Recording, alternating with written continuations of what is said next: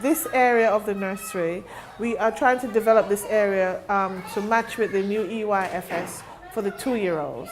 And what we found out is that for the 2-year-olds, there's not much going on in the way of books and stuff like that. So we have now started working on the 2-year-olds. So we're trying to double up on everything. That area at the back of the room will be now the 3 to 5-year-olds. And this area here is a 2-year-old. So we have got a book corner just over here. This is their home corner. It's a small area. And the construction area where they do the maths problems and everything like that. Knowledge and understanding of the world is this area. And the sand play area, we call that area there the no man's land. So the water play and the sand play, both children, age group have access to it. They also have access to the entire room throughout the day, except at activity time when it's led by practitioners. But most of the play is free play for the children. And from what they're doing, we then adapt and put their interest into our planning. The ECAT is all over the setting. So where you see words and letters strung up, it's all in aid of the ECAT. And this is a computer area, and all the children have access to it. And this computer was given to us by IBM. In the early years, team sent someone down to install it. This is also our home corner for the 3 to 5s.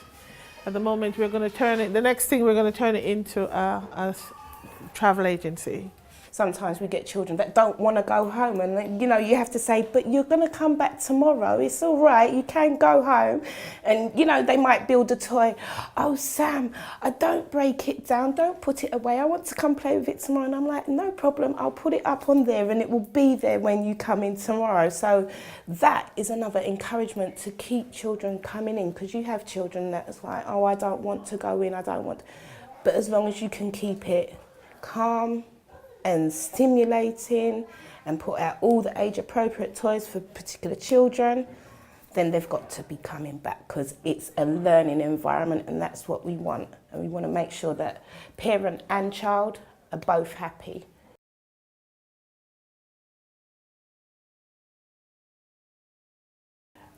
Parents we see as our key to the children's education. Because without the parents, we won't know half of the things that happen outside of the nursery.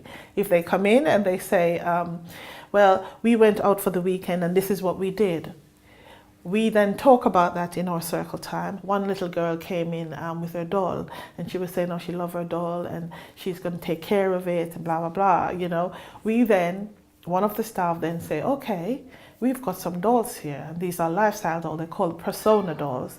And she took the doll down and said, how would you like us to send this home with you so that you can look after this doll for us? And all the children take the dolls home, and the parents must observe what they have done with the doll. So they can take the doll to the dining table and eat with the doll, take it to bed to care for the doll, bring it into nursery as well. One of them tried to have a bath with the doll, but mom says, no, you can't. It's cloth, so it's got to be soaked by tomorrow. So she couldn't do that, but she took it to bed, and they take pictures of these children. So that's how we involve the parents in it. And then we send home that is their homework to the parents, and we have that documented, so we have records of it. There is a board outside in the reception area that has the ECAT program on it and the invitation for people to just have a read of what the various areas of speech and language and how they arrive at it. From the ages 0 until when they're able to speak fluently. It's on the board outside in the corridor. On Valentine's Day, we had a Valentine's party. So we had drinks and food and live music. We did an activity with them, showed them a presentation of what ECAT was about. They sit down and go through the children's profile as well to make sure that we incorporate quite a few things in that evening so that parents can feel a part of the setting, because we're working in partnership with them. Right now, one ex-parent who just left, she just bought in a rice cooker for us that she wants to donate to the nursery. As soon as they walk in, they're learning something.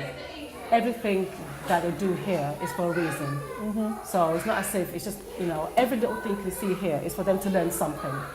And that's what I love about it. So when she walks in, there's something that she has to do that will help her now and in the future and in school as well. Mm. You know, when she went into school in June, she wrote her name, and she was the only child out of the whole of them, 30, who could write her name in full. And they were surprised, and I was very pleased. And I said, it's the nursery. We had an open day last year, and the community was invited, and people from the community came. Oh wow, I didn't realize this was such a lovely nursery. It's such a big place. I'm going to send my child. And we have been getting children from the community coming in. They didn't know nursery was here for 28 years. We've been here, and a lot of people didn't know a nursery was in here because there's no sign out the front. But we're trying to get that in place.